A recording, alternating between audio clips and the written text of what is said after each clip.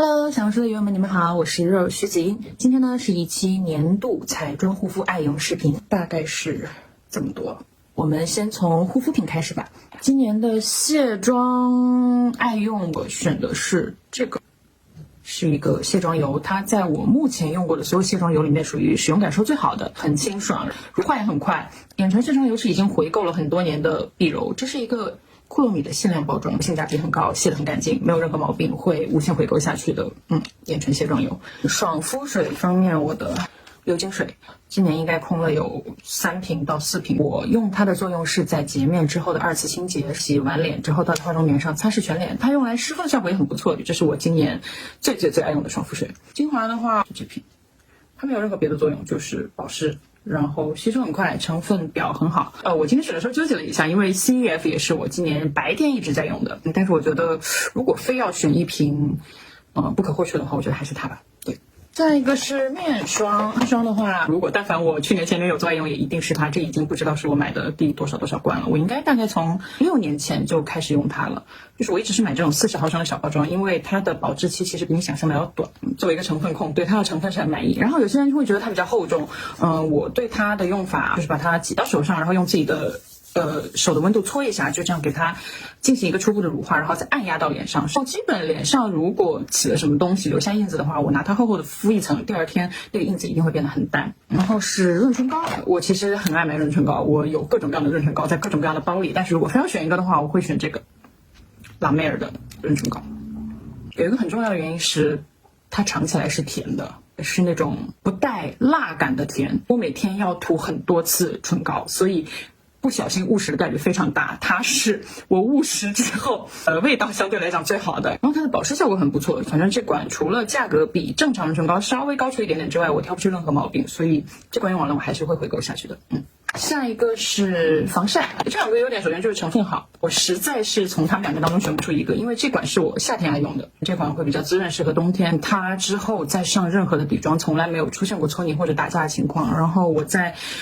咖粉的时候，我也会把它当做一个代替乳液的东西来溶妆，所以它还挺万能的。然后底妆这个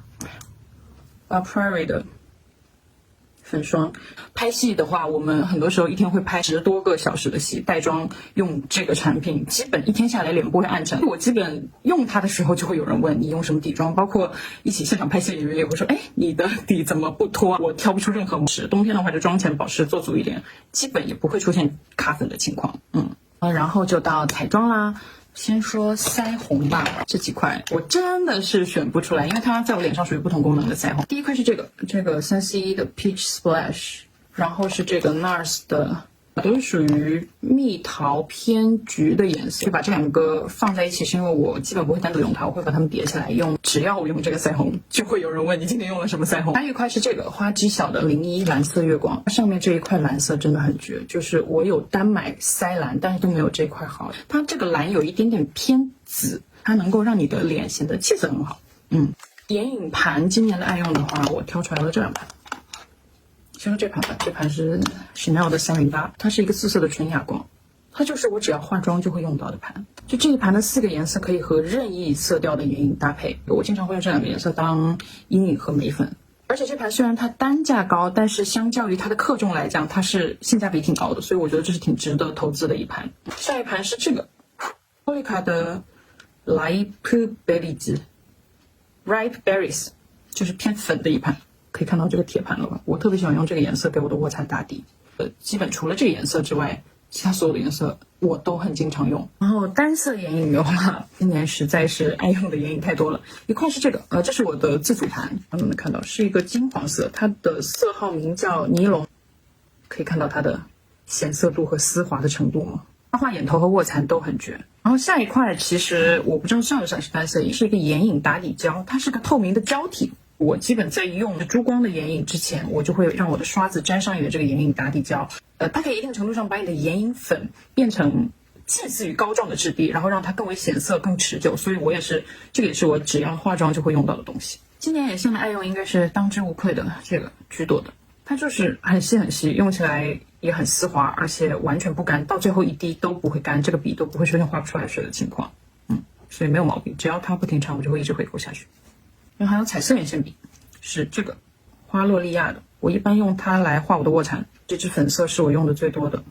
它就是非常非常的显色，这种粉色，然后带有珠光，我没有找到任何的替代。其实今年最难选出来的是高光，为了面部平整度，我真的买了很多的东西。不得不提的就是 PK107吧，这个大家熟悉我的朋友应该都知道了，这盘已经，